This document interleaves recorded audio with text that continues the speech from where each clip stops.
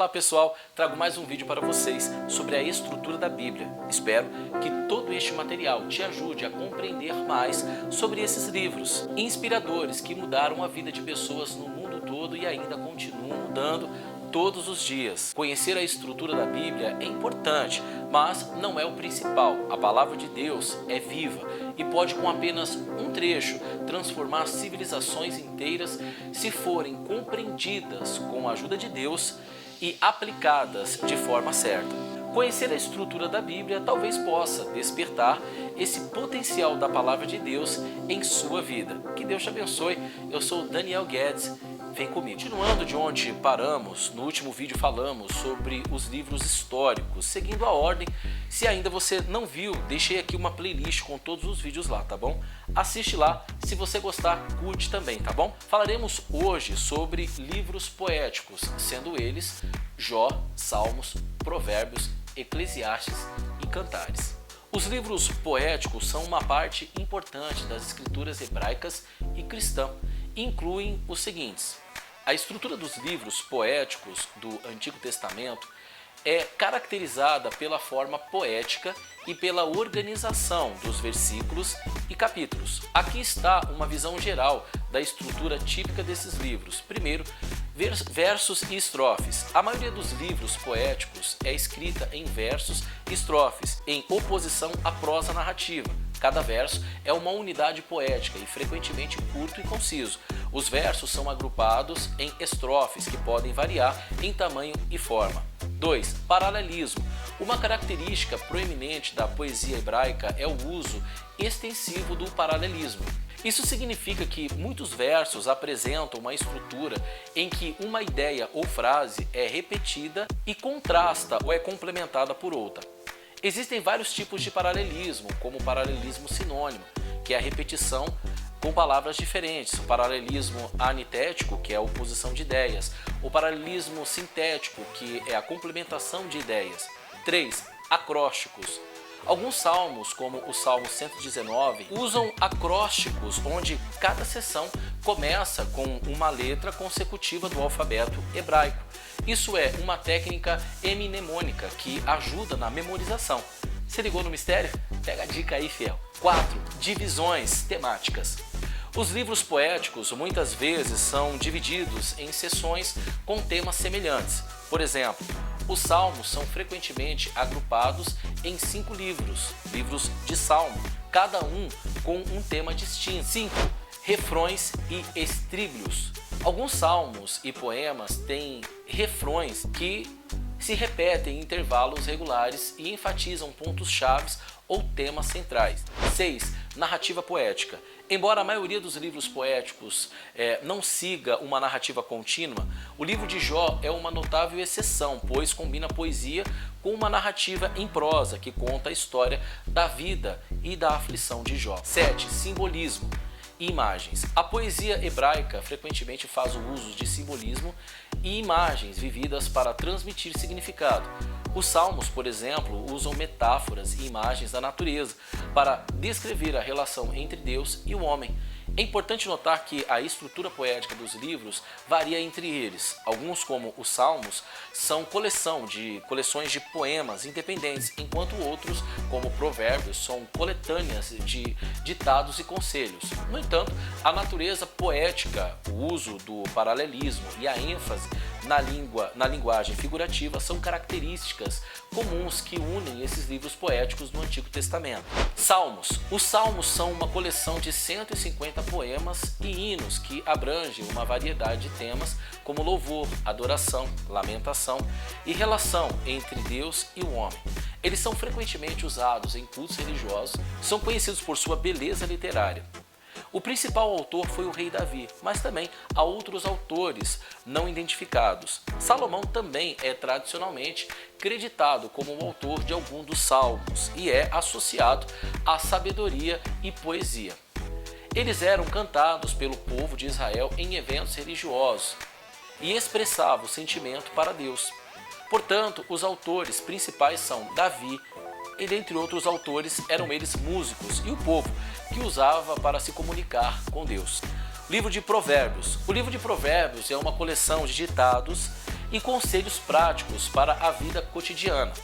Eles são atribuídos principalmente ao rei Salomão e oferecem a sabedoria sobre temas como a moral, a justiça, a prudência. Jó. O livro de Jó é uma narrativa poética que explora questões de sofrimento humano, fé e justiça divina.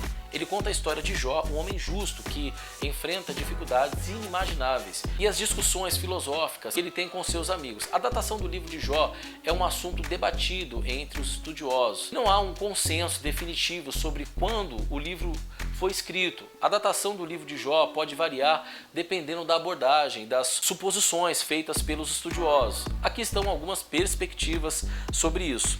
O primeiro é a data tradicional. Alguns estudiosos tradicionais acreditam que o livro de Jó foi escrito por volta do segundo milênio antes de Cristo, sugerindo que ele é um dos livros mais antigos da Bíblia.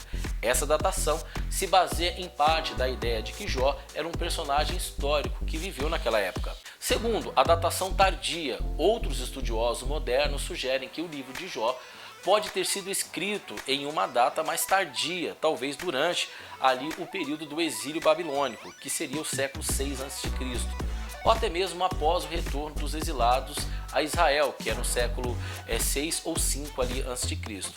Argumentam que o livro reflete preocupações teológicas e filosóficas que se tornaram mais proeminentes neste período. Terceiro, há elementos antigos e posteriores. Alguns estudiosos propõem que o livro de Jó pode ser uma composição complexa, contendo elementos mais antigos e outros mais recentes. Isso explicaria a variedade de estilos literários e perspectivas teológicas encontradas no livro. Quarto, a questão da linguagem. A análise linguística também é usada para datar textos, principalmente o bíblico. Alguns estudiosos argumentam que certos aspectos linguísticos do livro de Jó sugerem uma data posterior, enquanto outros veem evidências de arcaísmo.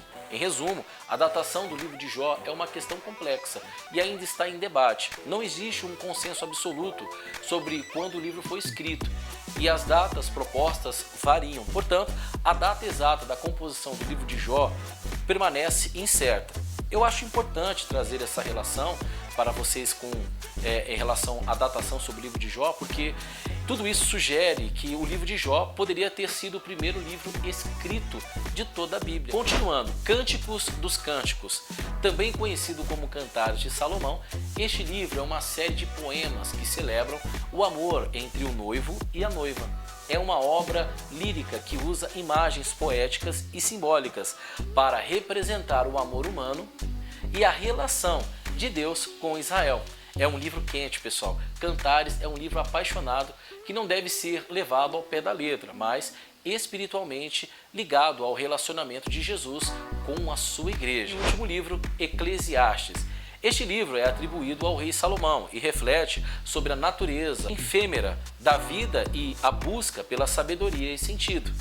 É um livro contemplativo que questiona a vaidade das buscas humanas. Alguns dizem que Salomão escreveu quando se perdeu em algum momento de sua vida, talvez no momento que suas mulheres perverteram seu coração, o fazendo pecar contra Deus. Um ponto de vista do rei em relação à sua fortuna sendo vaidade, pois apesar de muitos tesouros, não teria esses tesouros impedido de errar contra Deus. Os livros poéticos, então, do Antigo Testamento, oferecem uma riqueza de ensinamentos espirituais, éticos e filosóficos. Eles também demonstram a diversidade do estilo literário que se encontra nas escrituras hebraicas, além de fornecerem uma compreensão mais profunda da cultura e da fé do antigo Israel.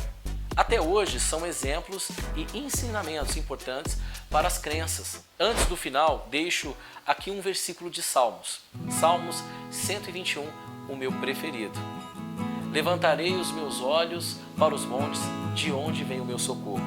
O meu socorro vem do Senhor, que fez o céu e a terra.